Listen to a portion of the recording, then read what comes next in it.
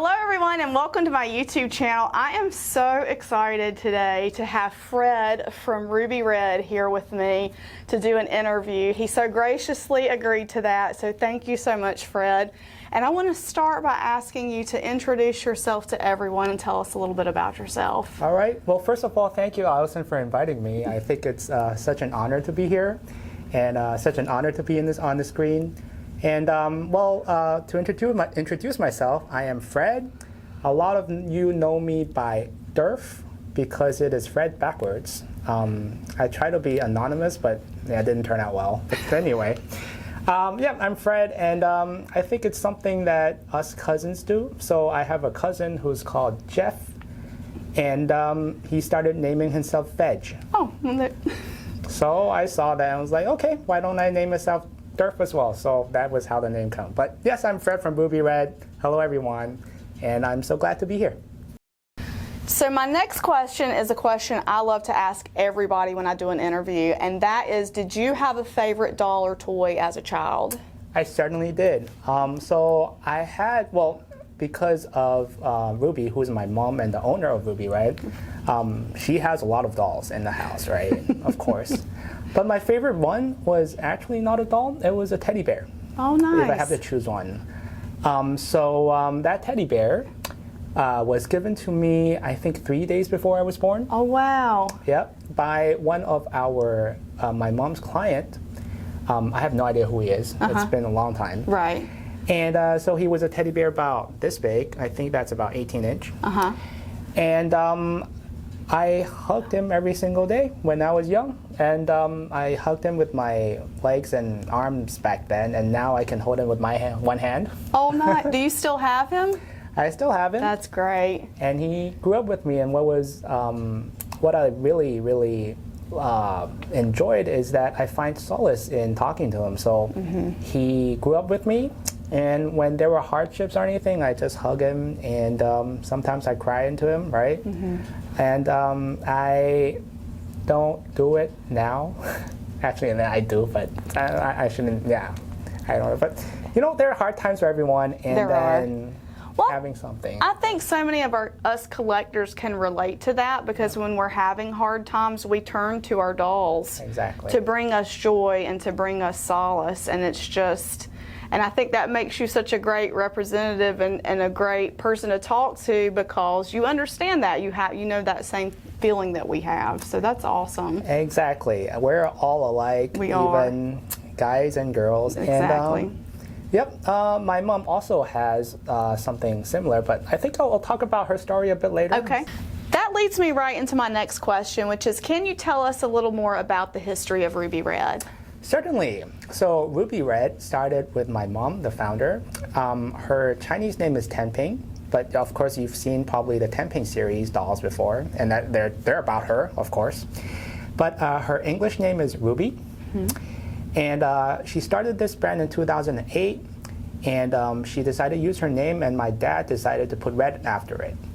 But there's a longer story to it, which I would like to tell. Of how my mom even started doing dolls, right? So it all started when she was very young, and she was born in Shanghai in the 1950s, and she was born very poor. And her parents left when she was about 5 to Hong Kong to, of course, to work and earn money. And so she was parentless, and she had to stay with her grandma. And then in school, because of that, she was bullied quite often and looked down upon. So she had a difficult childhood. And one day, I think she specifically told me the story that her grandma, who was taking care of her, would take her to the department store, the local department store. And the local department store is called Wing On Department Store. And outside there, just looking through the windows, there was a doll that captivated her. She was called Mui Mui. Also means little sister in Chinese. And she said that somehow her serene face gave her a lot of comfort, and that just staring at her gives her a lot of solace. And seems like whenever she just looked at the doll, all the things that happened at school that was bad just get swept away. So she would frequently go to the department store just outside the window and looking in and just talk to Mui Mui. And Mui Mui always talked back, of course, in my mom's head, but she would always give her comfort. She would sympathize with her for all the things that she has gone through, and also at the end give her courage by saying, well, tomorrow will be better, and things will just get better, and you are very strong, and you should just press on. So that kept in her memory. She never got that doll because she couldn't afford it, but it was always part of her memory. And then when she was 15, she moved to Hong Kong to join her parents to also earn money for her family. And she started working in the wig factory. And yes, she did start work at 15. She said she was 18. Yep, please don't tell the police this, but I think it's too long ago, so it's fine. But she started working when she was 15. And she worked very hard because she really, really wanted to climb up the social ladder and also earn more money so that they have a better life. And back then, she said her only goal every day is, can I work that little bit more so that I can buy an electric fan for our home, that I can buy a smaller refrigerator, that she can move from her 50 square feet little apartment, tiny apartment that fit 4 people, to 100 square feet and then 200 square feet and even more. So she worked extremely hard. And she even went to school at night to learn English. So that was all that was pumping her going forward. She's like, well, every little more electric, just one more electric appliance, that would help our family much better. So she worked extremely hard, and soon she became the best worker in the factory, and then she became the best supervisor, and eventually she met my dad and they started a business together on making wigs. And then in 1983, just fate has it, she met with the founder of American Girl doll, Mrs. Roland Pleasant. Oh, wow. Yep. Yes. And they talked together, and Mrs. Roland Pleasant was like, are you interested in making doll wigs? And then my mom said, sure, why don't we try? And so my mom was the maker of the original 3 or 4 dolls. I forgot, I think remember one of them was Samantha. I forgot the other 3, but yep. Mrs. Pleasant was with my mom in the factory, and they spent a week and they got all the wigs done. She said Mrs. Roland Pleasant was still one of the smartest, and she was a genius. She was very quick on what she wanted. But that started her journey on making doll wigs. And then soon, then she met with a lot of really good artists in the States and everywhere in the world, including Diana Effner, including Helen Kish, and including Gail Jarvis of Madame Alexander Company. Oh, wow. And then by working with them, she slowly started from doll wigs to doll clothing, and then to the doll shoes, and then to the doll body, and then to bags. And then soon she had a factory that produced everything. Wow. And then in 2008, when she finally has things settled down and her son got to college and she has more free time, then she started, I remember my doll Mui Mui in the past, and I would really like to make her just to, fulfill that thing that she never had in the past. And she had been working with dolls for so long, she's like, why don't I start making dolls? And so her first line was the In Motion Girls in 2008. And then that was how Ruby Red started. And then we had the Strawberrinas, we had the Temping line, we had Bluettes, and then finally the Fashion Friends, and the rest was just history. So that was how Ruby Red started. So I have to tell you this because I did not realize that your mom was involved with the creation of the American Girls, and that is such an important part of my childhood and Lindsay behind the camera's childhood. We both just lit up when you said that because I almost cried a little bit because that was my doll. That was what was so important to me. So That's very special for me to hear, so thank you for sharing that. And one thing that you could do is if you meet her somewhere, like maybe in a convention in the future, you can ask her about stories of Mrs. Rowan Pleasant. Oh, that's amazing. Yep. That's very cool. All I got was Mrs. Pleasant was very sharp-witted and very clear on what she wants. Yeah. A very clear woman. Yeah. Well, thank you for sharing that. No problem. So the fashion friends today are extremely popular with children and with collectors. Can you tell us more about the development and history of that line of dolls? Of course. So it started, the doll started in 2019, but there's also a little story behind it. So my mother has a grandniece, which is my cousin's daughter, called Malaya. And every year we would come to the States and we'll go to conventions and we would visit their family in California as well. So we saw her grow up, and it was very interesting watching her grow up. When she was, I think, 5 or 6 or 7, around that age, she was already stealing her mom's like high-heeled shoes, right? And she would wear them even though her feet didn't fit, and she just somehow forced her toes into that pointed part, and then just somehow just walk around. And she loved doing that, right? And then when she was around 12 or 13, but in her adolescence age, she was very picky on her choice on clothing, on costumes, and she would shop with her mom, and it seems like she has a very strong opinion on what she should wear already.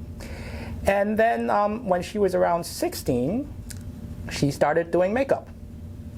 And what was funny was afterwards, after the Ruby Red line was launched, during COVID years, I heard that she couldn't go to school in high school, but she spent like 5 to 6 hours every day on Zoom and doing makeup with her friends. So, but what inspired us was that we saw that a lot of kids also are fashion savvy, and they really have their own opinion that they really want to do modern fashion as well.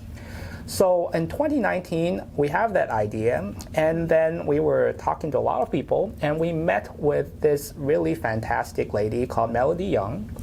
She was the designer behind the Journey Girls of Toys R Us. Wow. And she had this wonderful idea of starting with denim to start that fashion line. So we really hit it off, and we were discussing, and then we were discussing for the first 3 dolls, and then we came to sculpts. So there were many sculpts we can choose from. There are a lot of sculptors, right? But somehow along the middle, we just found that Diana Effner sculpts are the best suited for Ruby Our Fashion Friends, because they're so sweet, and they also have that smile that just melts people's hearts. So we talked to Diana actually back in 2019. And we're saying, hello, can we kind of use your molds for our new line of dolls? And she was very supportive. Until this day, I mean, she passed not long after that, but we were so grateful for her because she made it so easy for us, and she was supportive the whole way on our line of dolls, and we couldn't have done it without her. And so we launched the original 3 dolls, Hannah, Sarah, and Bella. And then it was kind of successful, and we got into FAO Schwartz and a lot of toy stores, and then the rest is history. So, but that was how everything started. So I was personally so excited when I heard you guys were creating a doll, especially for Modern Doll Convention, which is Jazzy. She is so beautiful. Can you tell us a little bit about her design? Certainly. I think she's one of the better, I won't say better designs, she's one of the ones that I like better this year. We have a lot of designs, but I personally like this a little better. There's actually a little doll that comes with it. It's Dazzle. She's a 5.5-inch doll, and her sculpt is totally new. So that's a new sculpt that we have not produced yet. So that's something special about Dazzle. But so a little history about Jazzy and Dazzle. So when we got that project, and then we know the theme was it's all jazzed up, right? So of course we jumped to jazz. And then our designers got to work with my mom, and then they thought of a mother and a daughter where the mother is a jazz singer. And the daughter is a very energetic little girl who likes to dance and also likes to accompany her mother everywhere. So her little daughter also really likes pink, so she forces her mother to also dress pink, while she also dresses pink. And so that theme drove our design. So for Jazzy, when we first designed it, we want her to be elegant, but also a little sexy because she's a jazz singer, and you know they have that kind of celebrity. But it must be tastefully done. It's not very sexy, but just have that kind of vibe on there. Yeah. So what's very interesting is it took us some time to find this fabric. So this fabric is you can see some lace and some sequins that are interlapped. And so it shows a little bit of transparency, but not a lot. So it's a little sexy, but definitely not overboard. Right. And we love that the layers and also the sequins just make her shine and reflect. You know, that have that shiny vibe in it. So we love the fabric that we chose. And then with the hair, we put some highlights in it just to also show how glamorous she is. And we, of course, made all these curls. And then for the shoes and the bags, we made them silver just so that they reflect the light. And for Dazzle come in like a sort of like a tutu dress because she likes to dance, and we envisioned her that she likes ballet and she likes to dance with her when her mom is singing. And we also gave her little pink boots that's also shiny, just because to match the shiny boots that Jazzy has. And also we gave her curls because she inherited from her mom. Right. And so after we designed it, not only us, but a lot of people have the opinion that Jazzy seems too young to be her mother, but we love the design, so we didn't want to change the story. So we just said, yep, she must have her when she was very young. Let's just say that. And also one cool fact was we made her, but we didn't name her. We actually sent the doll to Modern Doll. And Modern Doll helped us name both of the doll, which we love the name. So I'm really thankful for that. And it was kind of fun collaboration that we had. We love it. We're so appreciative that you guys collaborated with us on this. And I don't know what my favorite part is. She's so beautiful. I love the wig. I love the attention to detail with everything, the fabrics, the little flowers in the fabric, the silver to reflect. I love that there's always like a really nice purse with some of these limited dolls. I think they're so cool. So thank you for sharing that. And I'm so grateful that everyone loved them. Oh, they did. All the pictures I've posted online, people are just, she's beautiful. I think she's the most beautiful one I've ever seen. And she really is.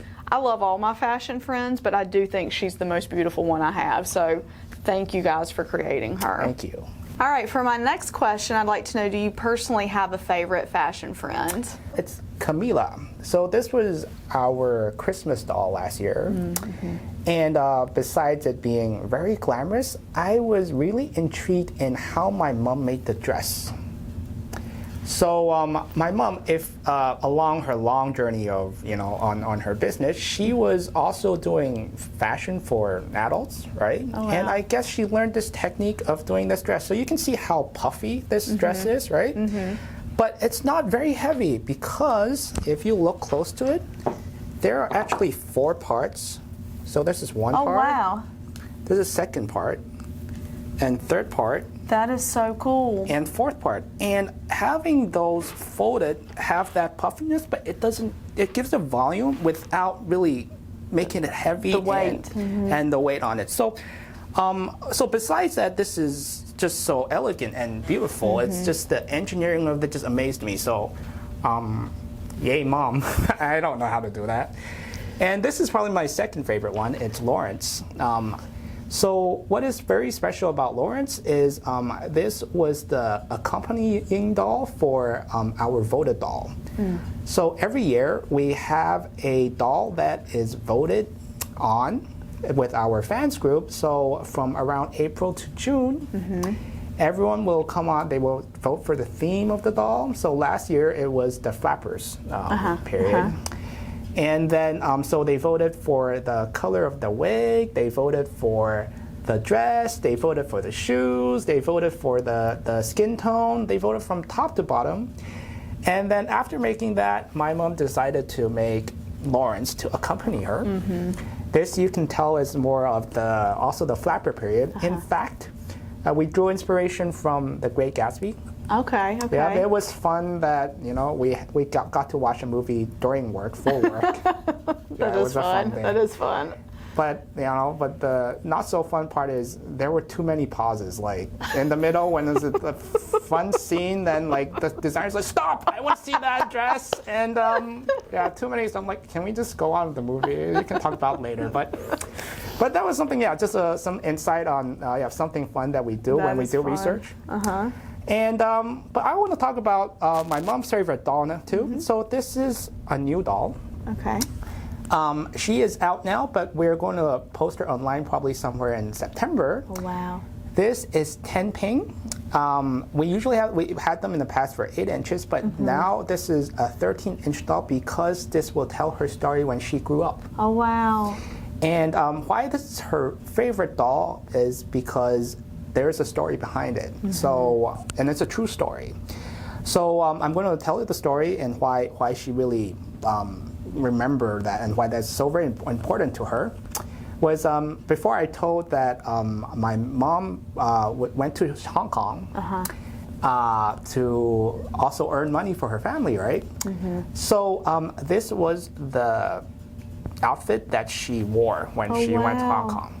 Wow. But what was important was she took a train to Hong Kong, and back then the trains do not have air conditioning. And her grandma got her a visa to Hong Kong. And then her grandma was really worried that the visa would get stolen because back then we don't have electronics and anyone with that can get in, right? So what happened was, if you look closely into here, maybe we can do a close-up later, on the inner shirt, oh wow, she sewed a fake pocket. And she hand sewed it so that if you pull on the string that it goes loose, right? But she said that this is your visa and don't ever lose it because that is your ticket to Hong Kong. Wow. And so because of that, and my mom really held with that advice for like very closely. It was I think July or August, it was during the summer. It was very hot, and she had her blouse, and she still wrapped herself around with it, just that no one can see that pocket. Right. So for 3 days, she was sweating. Wow. And there's no aircon, so everyone was sweating. And then also the toilet are not the most sanitary, so everything with that smell, it was horrible. But she still did not dare to move. And she also went to the bathroom as little as possible, just because she was worried that her seat will be stolen. And when she was on the train, she reached Guangzhou, which is a stop before Hong Kong. She stayed in a hostel with I think 20 people in the same room. Oh, wow. And she didn't dare to go to take a shower either because she was worried that people would steal her stuff. Right. And so on the 4th day, she finally reached Hong Kong, and she finally met her mom. And of course, she took the little string out and then got the visa and got in. And the first thing her mom said is, "Tenping, you smell like a pig." Oh. Yeah. But and then I think to quote her, she said she took a shower 3 times to get the smell off.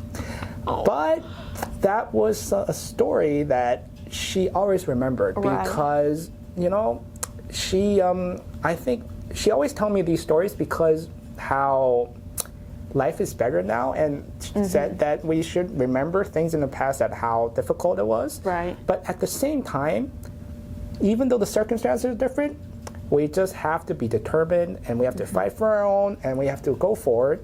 So that is a story that she always kept to her heart, and then she really wanted to tell that story, and that's why she made this doll.